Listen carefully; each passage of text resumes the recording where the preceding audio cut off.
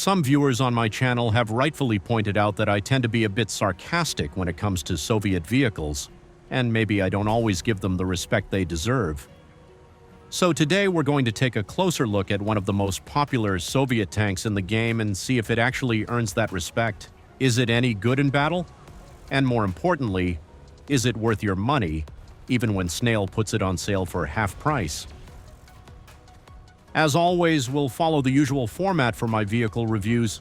First, we'll go over the tank's basic stats, and then I'll share my personal take on how it actually performs in battle. The tank has a top forward speed of 60 kilometers per hour, which is pretty average. But the real issue isn't the top speed, it's the painfully underpowered engine. It just doesn't have the horsepower to get this thing moving quickly. As a result, you'll almost always be the last one to reach your position, and that's a serious drawback in fast-paced matches. In true Soviet fashion, the reverse speed is a miserable 4 kilometers per hour, and that's a complete disaster. Before you even think about peeking out to take a shot, you'd better triple-check all the usual enemy spots, or you're going to get punished hard by return fire. This awful reverse speed also makes close-quarters combat a nightmare. If the tank at least had a fast hull traverse, we might be able to work around it.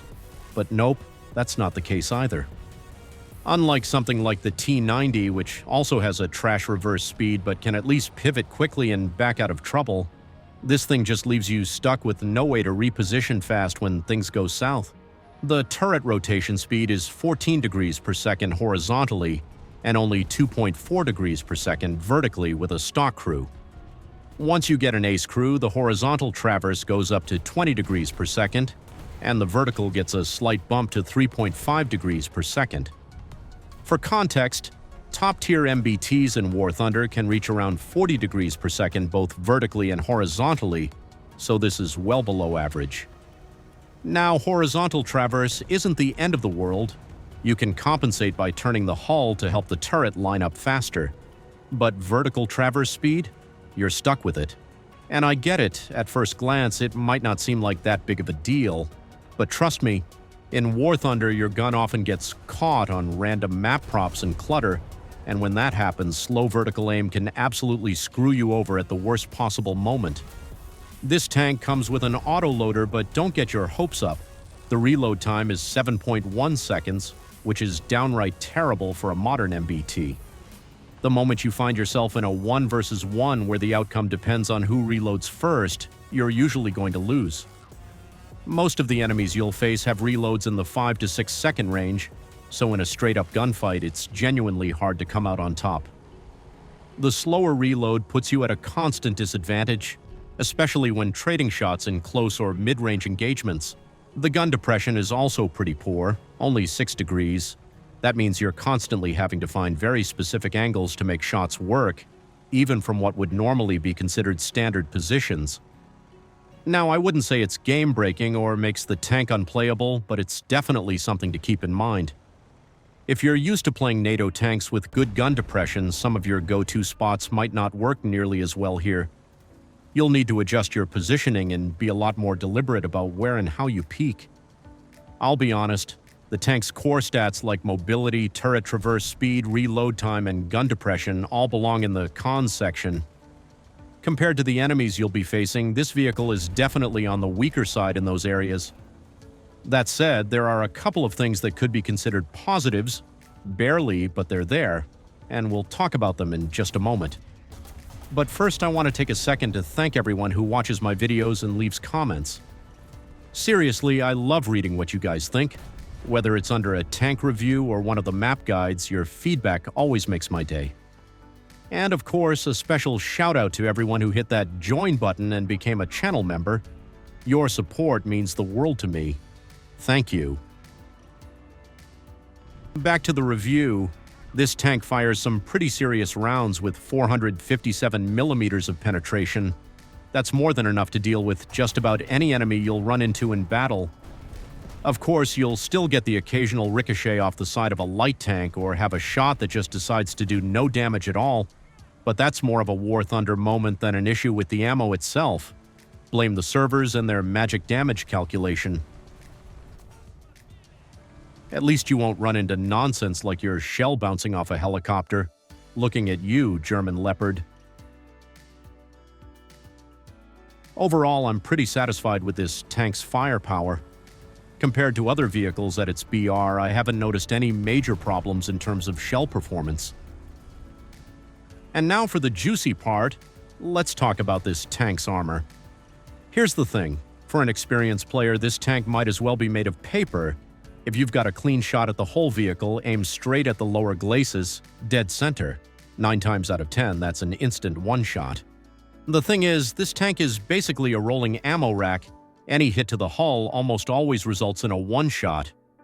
Now, ever since Soviet tanks got that massive autoloader module, it does sometimes absorb the damage and protects the ammo that used to blow up instantly. But let's be real. It's pure RNG whether you explode on the spot or just end up sitting there repairing your autoloader for a few seconds. By the way, I'd recommend taking no more than 23 shells into battle. 1 round will be loaded directly into the breech, and the remaining 22 will be safely stored in the autoloader carousel. That way, your crew won't be sitting shoulder to shoulder with loose ammo just waiting to cook off the moment you get penned. The second weak spot in this tank's armor is the driver's optics, located right in the center of the upper glacis. It's a smaller target and harder to hit, but it's a great alternative when the lower plate is hidden behind terrain. If you can't get a shot at the lower glacis, aim for the optics. It can still get the job done. When the only thing visible is the turret, you've still got 3 solid weak spots to work with. If you're facing a T-72 and there's no immediate threat to you, you can straight up bully the guy. First take out the gunner, then the commander. Both crew members are totally exposed and unprotected.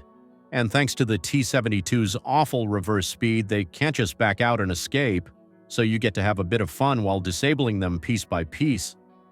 Another major weak spot is the top of the turret.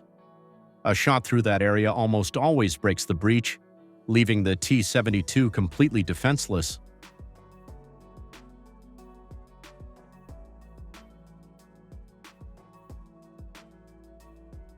Honestly, even a weak shell can penetrate the upper glacis, but it all comes down to RNG.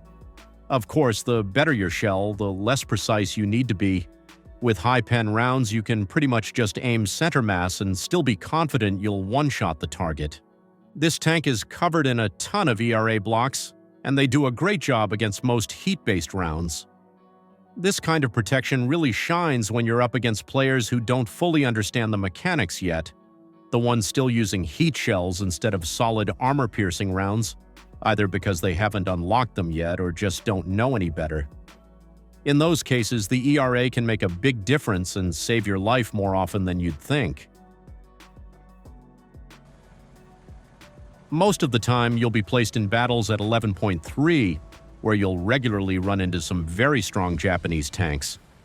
That said, with enough skill, you can put up a fight and maybe even win some of those duels. But here's the thing.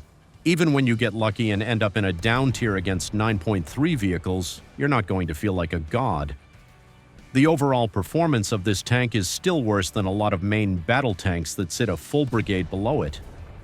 Personally, this premium tank nearly destroyed my mental health back when I was grinding it.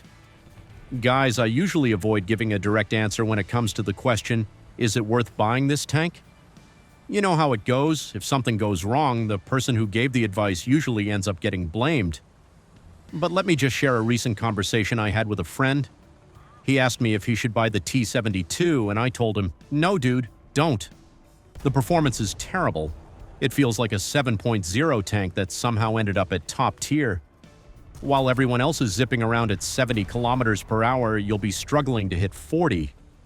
The 7-second reload will get you killed in close-range fights, and the 4 kilometers per hour reverse speed will straight up drive you insane.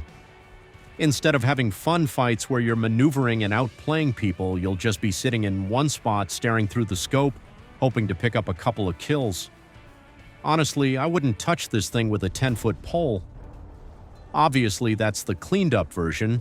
There were a lot of words in that chat that YouTube probably wouldn't want me repeating here. I told him to wait for a sale on the T-80 instead. It's a better tank, higher BR, and actually enjoyable to play. But hey, in the end, the choice is yours. My job is just to lay out the facts and give you an honest look at the vehicle. Sure, I'd probably get more likes if I hyped up every Soviet tank as some kind of unbeatable monster, but that's just not true. At least, not in my opinion. Hope you enjoyed the video. Thanks for watching, and I'll see you in the next one.